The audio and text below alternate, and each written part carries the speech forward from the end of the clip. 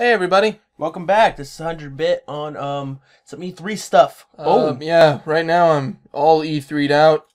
Been watching all the streams, seeing what they've been covering, and been a lot of info for this year. And I'm depressed because everything doesn't come out for months. Yeah, that's a the trend bad- depending yeah. on some of the conferences. Well, that's the bad thing about EA. Or I'm sorry, EA. What? E3. That's the bad thing about E3 is like you're like, "Oh my god, all this stuff is great." 2015? What? All in all, the games I think were pretty even when it came to their release windows. It's just that a lot of the ones that I've been looking forward to were thrown back to 2015. Boom, 2015. At least that was like the common trend. The common trend was at least each publisher had 1 to 2 items that were available now or available next year. So I think the rundown we're going to do is we're going to go in order of conferences that were showed off on Monday and Tuesday. And after we cover everything in each conference, we'll probably just give our overall impressions of the conference. And honestly, this might be multiple videos. Like, for example, we're going to start with Microsoft, and I think the amount of info we have for Microsoft will warrant one video. Yeah, last about 15 minutes, 10 minutes, 20 minutes? Who knows? Yeah, whatever. We got a lot of stuff. We're talking to talk, and we gonna talk to talk, and we gonna like to talk. Okay. Okay. So in Microsoft's conference, when they first started, I know that Phil Spencer, the guy who started, made it a point though to make it all about the games. He wanted to make that very clear. So they followed through on that, and they started up with everybody's favorite shooter, Call of Duty Advanced Warfare. Boom. With like a little gameplay demo of what to show. And, big surprise. And in all, I'm a little impressed with what they did when it comes to stuff that I mean, when it comes to Call of Duty, the formula isn't mixed up that much, so you keep your eye open for the smaller things. Like, I was a fan of the laser gun, the jet boots. I saw some kind of quick-stepping mechanic with the jet boots, the smart grenades, Judge Dredd style. After that, though, it was basically just gameplay and then a big dramatic trailer about all the big set pieces you're going to run into. Boom. And then they wanted to make it a point, with most of the Call of Duty games, content comes first on Xbox. That campaign that I think it's like 70 to 80% of the Call of Duty players don't even touch. Something like that. True. It's like the vast majority of Call of Duty players don't even touch the campaign. With most of the Call of Duty games... No, a lot of people don't. I mean, I do, but, I do. I do just kind of like a warm-up for the multiplayer. When it comes to the multiplayer, I'm only hoping that it doesn't follow the trend of, following a certain amount of weapons until, only a certain amount of weapons win games kind of thing, which it could be risky with all the new tech that's being thrown about in this game. Laser! And lasers would be a popular thing. Hopefully that's not the thing. Oh, I did want to mention before the conference even started, pre-conference talk, season 2 of Killer Instinct was revealed, like officially announced, kind of. Yeah, they didn't mention it during I did speculate it, and I actually was expecting it to show up during the conference, but I guess after last year's date rapey comments. That they were like, hey, let's show this at some other thing. So they announced season 2. It's done by Iron Galaxy, not Double Helix. The people that were bought out during the whole Amazon purchases and stuff, because as some of you guys may know, Microsoft purchased quite a bit of companies from Amazon. Or wait, is that vice versa? Something like that. I'm not sure. Anyways, there was some buying done, and so Double Helix is taking over for, Iron Galaxy is taking over for Double Helix. Yeah, so all you Killer Instinct fans will be able to see something. Oh, now I remember. It's Double Helix was bought by Amazon because Amazon needs people to make games for their new Amazon Fire thing or whatever. Or what's it called? The Amazon Fire. Yeah, or the TV thing. Anyways. Amazon Fire TV. Alright, sidetrack. Continue. I think next, after they showed off some free DLC for Forza 5, they went into Forza Horizon 2.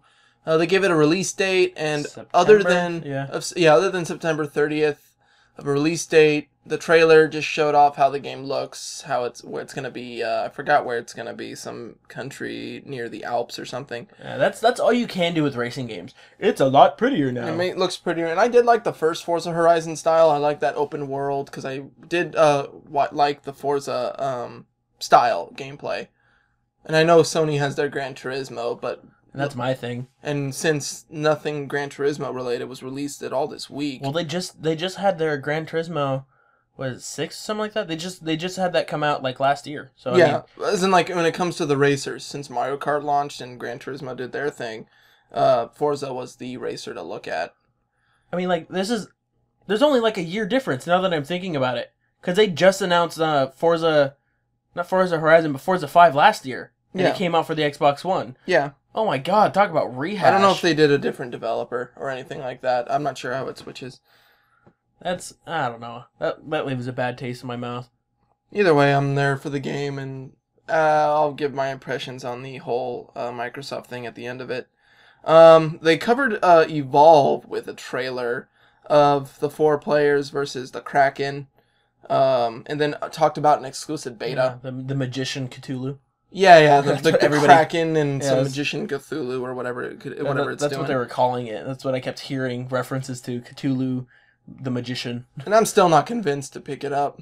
I kind of am, only because of the Left 4 Dead people behind it and the excessive reminder that is my girlfriend that likes Left 4 Dead. So, yeah, not a whole lot to base it off of, but they suckered me in. Well, I'm sure it's interesting. Just what they showed didn't convince me, and I'm pretty sure it convinced some people. Another thing to mention that happened before the conference, they announced. Wait, did they actually, Mark? Did they announce Happy Wars for the Xbox before or during the conference? I want to say during. During? Do you? I don't specifically remember that. It was probably maybe thrown in with a montage of stuff.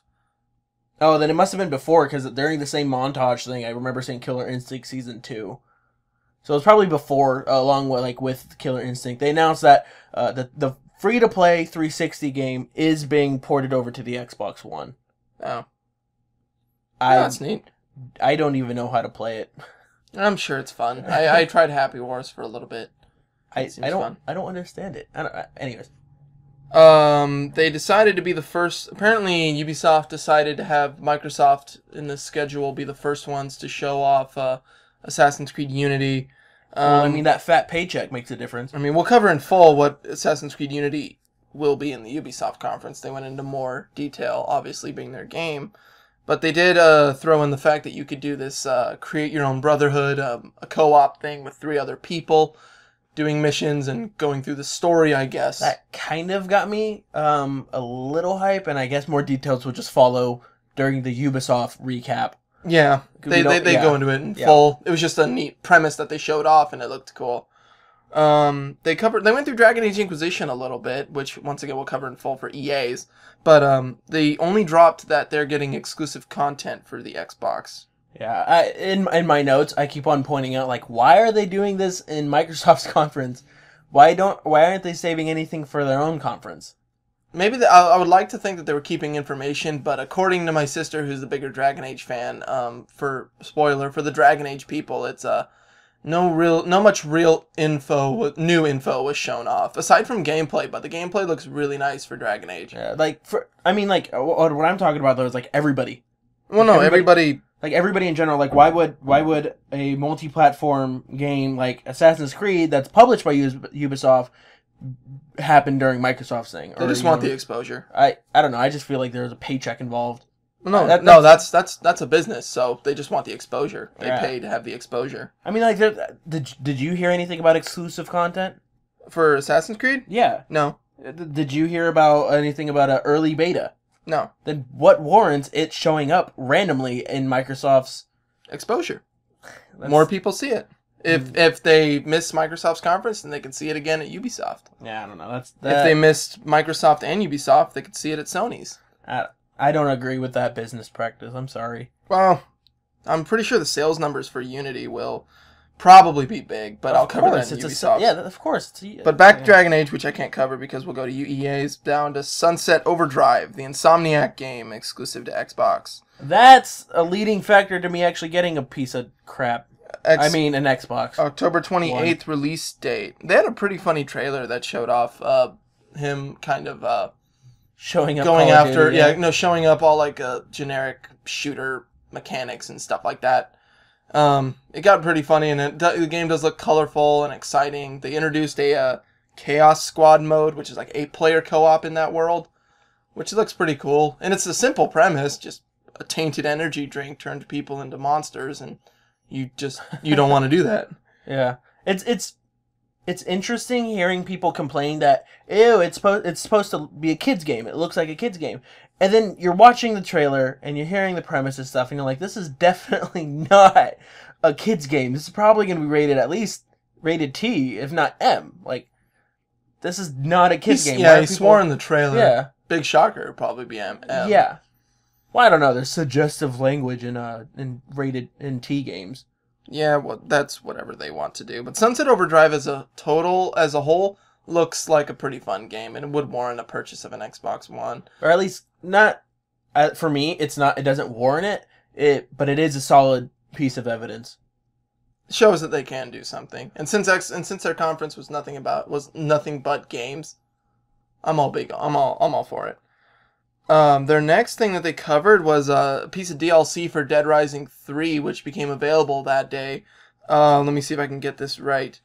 Super Ultra Dead Rising 3 Arcade Remix Hyper Edition EX Plus Alpha. Don't sound too excited.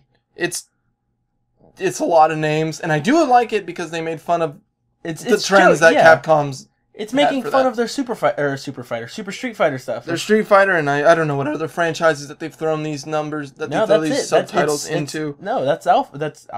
That's Street Fighter. That's like all Street Fighter, I swear to you. And it updates it with 4-player co-op, which I'm pretty sure a lot of people would asking for Dead Rising. Seems like the game that would warrant co-op. Or at least make it a lot more fun. And they decided to throw in a lot of craziness and excitement and a bunch of obscure references and characters. I saw Sigma playable. Mega Man music was playing in the background. I didn't see any other like Mega Busters or references. The only thing I saw that was like a character was Sigma, which I'm pretty sure there's probably more in there. They wouldn't show everything off. Well, if you don't recall, the Mega Man X Buster and X costume were available in the game. Yeah, that was in the game already. I'm just saying they would add more. Apparently, since they went all out psychotic on the game when it came to their craziness. And I remember Dead Rising 3 being pushed as fairly serious. But it's fun. I guess they just decided to screw it and go back to what they did with Dead Rising 2. There we go. Small showcases of Dance Central Spotlight and Disney's Fantasia by Harmonix, which, yeah, if you're big on that, and if you're still big on Rock Band stuff, then you'll like Disney's Fantasia. And if you like your Xbox One's Kinect.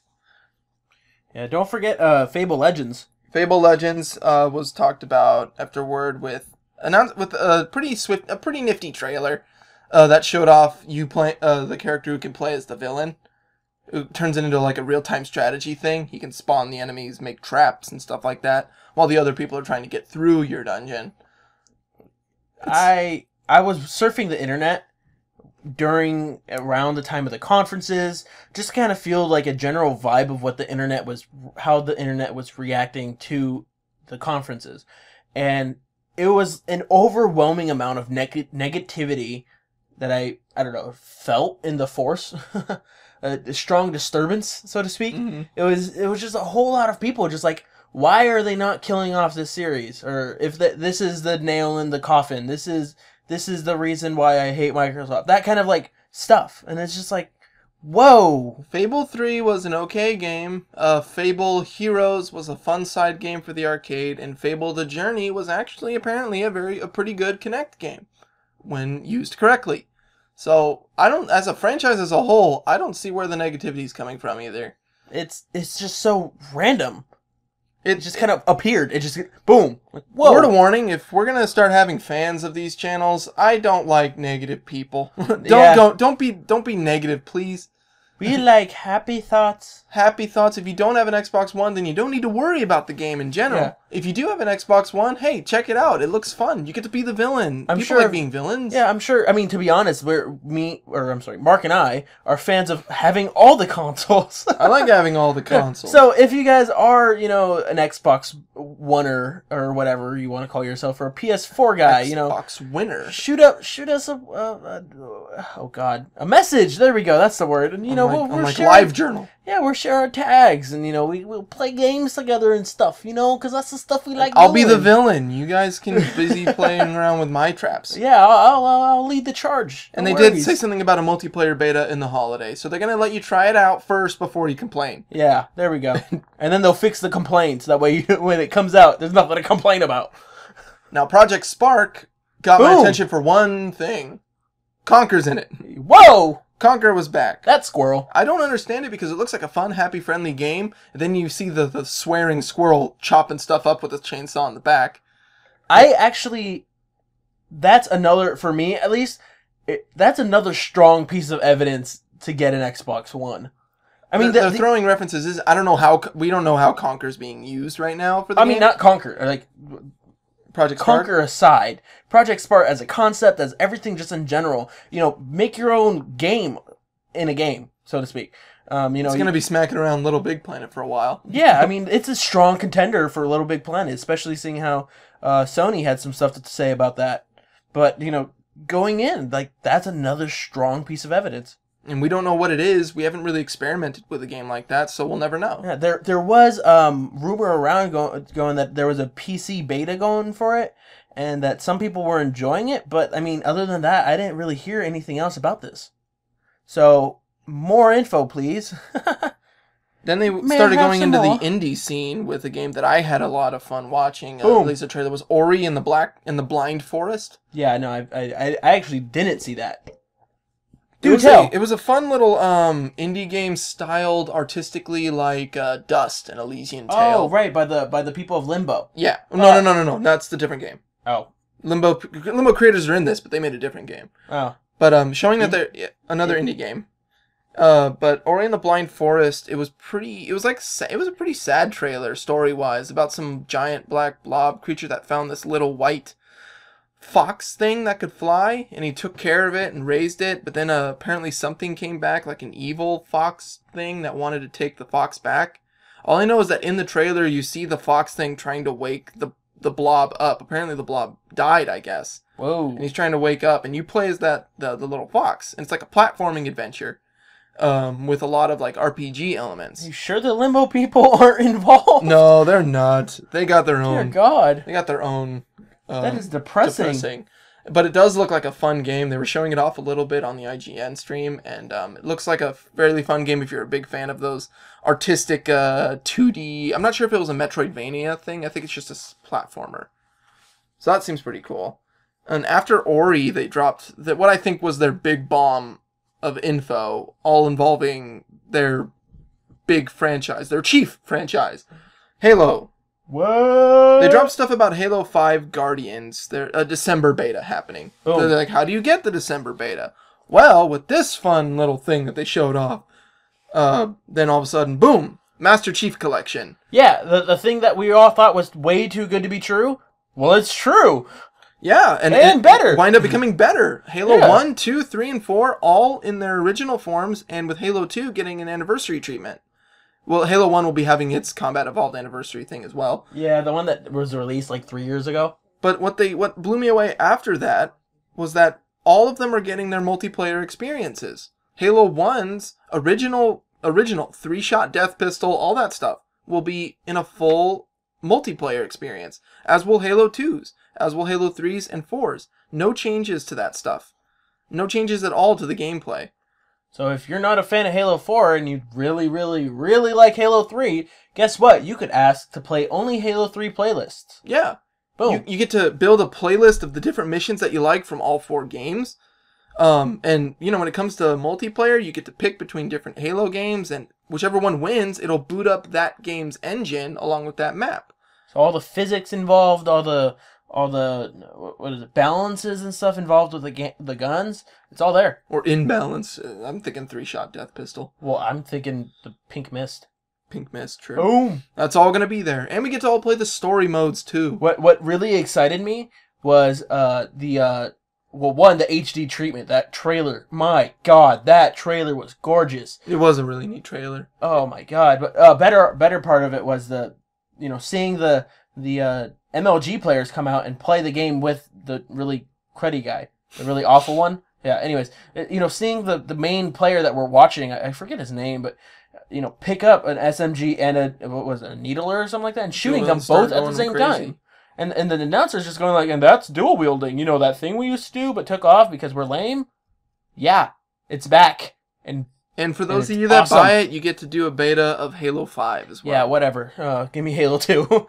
Another strong. I know. For the people who are gonna, if this Master Chief Collection gets you back on board the Halo train, then you'll have a beta to get you excited for 5 and see what that's like. Yeah, another strong piece of evidence that you should get an Xbox One. They also threw in, for fun, I guess, I'm not sure if this was the official series, because this didn't have Spielberg's name on it. This had Ridley Scott's name on it. Halo Nightfall, a digital series that's coming to 2015. That's a prelude to Halo 5. Well, I mean, they did that with Forward Unto Dawn. Yeah. I just mean, I know they were talking about a show first with Spielberg on it, but this one had Ridley Scott, so I guess there might be another show. Yeah, I doubt. Not with you mentioning that, it sounds like they're not going to be connected at all. Yeah, just if you're big on if you're going to have the Xbox One, utilize all the features and enjoy this exclusive show. Next, we'll actually go into the creators of Limbo. They showed off a game that's remarkably similar, black and white, little boy, shadow game called Inside. Although it's all in like a 3D space. It's not in a 2D space like Limbo was. Heads up, if you rearrange the letters in Limbo, it makes Inside. How? You just take apart the pieces and put them back together. Woo! Just like in Limbo. When you trip against the... Look at our playthrough and watch how many times... Oh, no, wait. I still have to make that. Oh, yeah, you can throw that in that compilation of... Okay, all right, heads up, I remembered. That'll be coming soon. But Inside looks like another one, a fun title. I'm not quite sure what the premise or the story is. I think it's around the same thing. You're trying to find somebody. And you're running through like decrepit offices and buildings and giant caves and stuff Basically like that. Basically the black and white version of the Stanley Parable. Yeah, it has a lot of the puzzle solving techniques like they would in Limbo and other stuff like that, like Stanley Parable.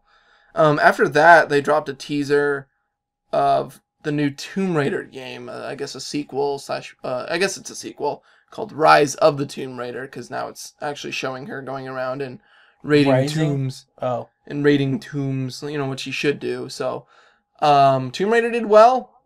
You have no doubt Rise of the Tomb Raider will do well, because they're probably not going to stray much from this formula. And Square Enix has already told us that they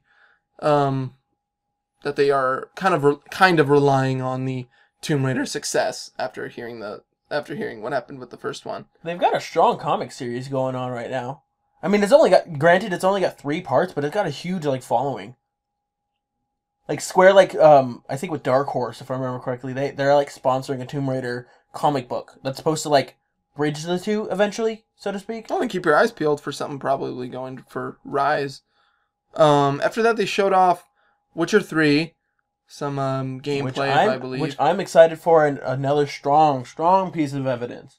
But that one's multi-platform, so you don't have to care. And my head's busy wrapped around Dragon Age Inquisition, so I guess I'll put Witcher 3 on the back burner for now, because I don't know anything about the Witcher titles. Yeah. Then they showed off Killer Instinct, like the guy who was doing Killer Instinct was talking about it, and while he was talking, Killer Instinct was on the back. Then all of a sudden he just kind of swapped around and showed off a trailer. Apparently they're remaking an original Xbox title that I've never heard of.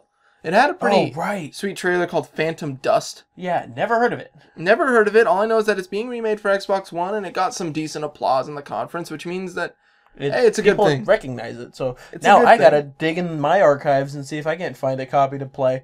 And then they continue on the exclusive train with Scalebound from Platinum Games. Don't know what it is. Scalebound. It looked like some guy, he was wearing headphones and stuff. He looked like a bit like a punk, but there were giant dragons in there that were fighting each other, and then all of a sudden he got scale armor. So I think this game's based around people who are controlling dragons, who are connected to dragons or big monsters and stuff like that. Scalebound, I get it. Yeah, I think it's something like that. I don't remember if there was anything else mentioned when it came to that game, but hey, it's another fun thing to maybe think about. Something to give Crimson Dragon and What's this other game called?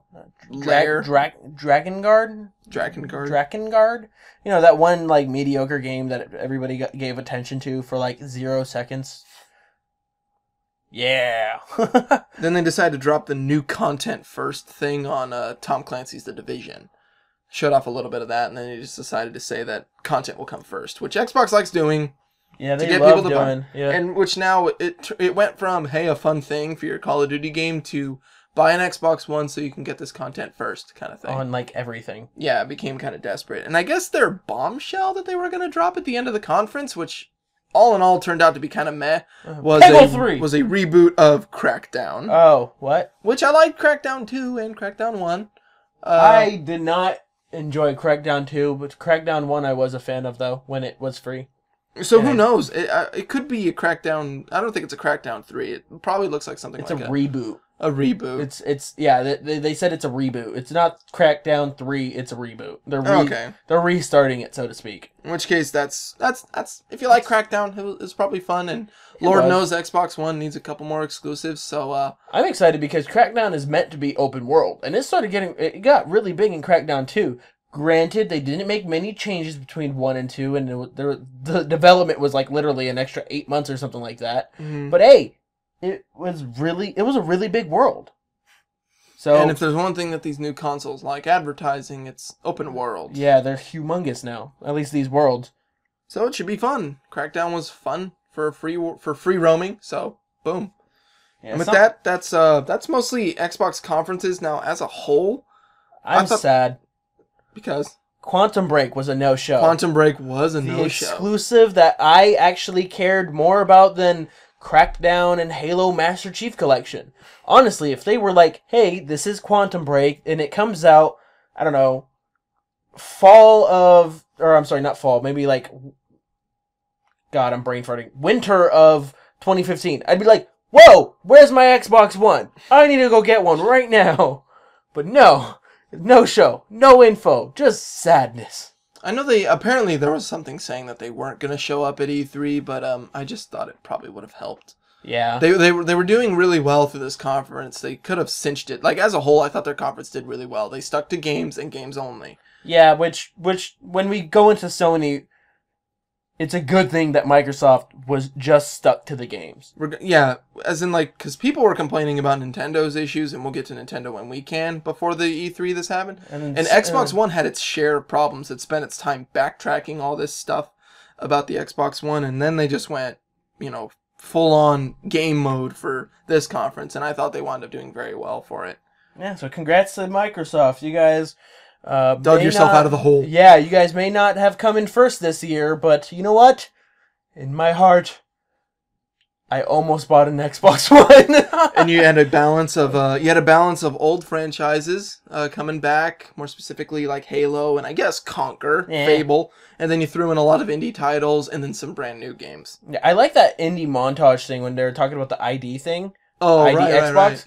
Because you see the Mighty Number 9 show up. Yeah, I got really happy for that split second because I saw some Mighty Number 9 footage. Yeah, I was going through like IGN and like I think Game Informer and stuff. I was going through the like little like articles and stuff, and IGN's like thumbnail for at least the indie part or the indie section of Microsoft's conference was Mighty Number 9. So you just hear me in my office. Ah! I did a little bit of a squeal for that one, but then I quickly stopped because I had to see what else was coming, and it was all good. And they focused on indie titles. Oh, yeah.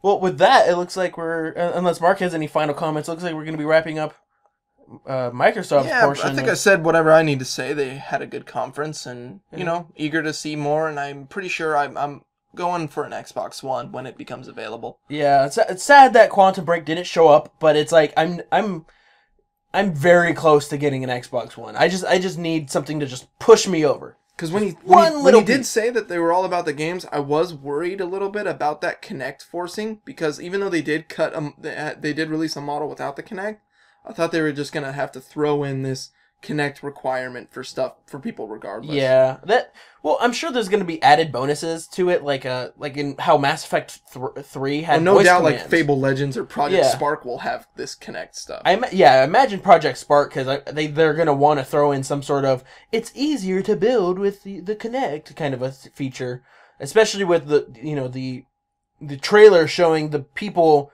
moving items Stuff around with and their stuff like that hands. with their hands. Yeah, so I want to get an Xbox One, not the one with the Kinect. No, I feel like I don't want to say obligated, but I feel like if I'm going to pick up a Kinect, like right now I have my PS4, but I don't have an Eye, and I feel very obligated to get an Eye, even though right now it's like very minimal functionality.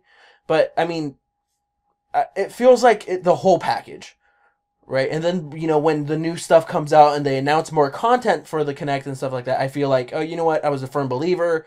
I'm gonna get this content because you know what, this is why I have it, kind of a thing. And I am fairly supportive of the technology, just not how it's used. Mm-hmm. Right? I do not want to balance myself on a raft, Kinect Sports or whatever. I don't. I did appreciate you letting me be a Jedi. That was great. There you go. Just clean up the technology a little bit. Yeah. And we'll be all set. But with that, that's Microsoft's conference. Boom, done. We'll be covering the others in other videos. We'll be getting to recording them probably right now. Yeah, because this one's actually really long. True. Woo! But with that, we'll be seeing you guys for the next conference. Fare thee well.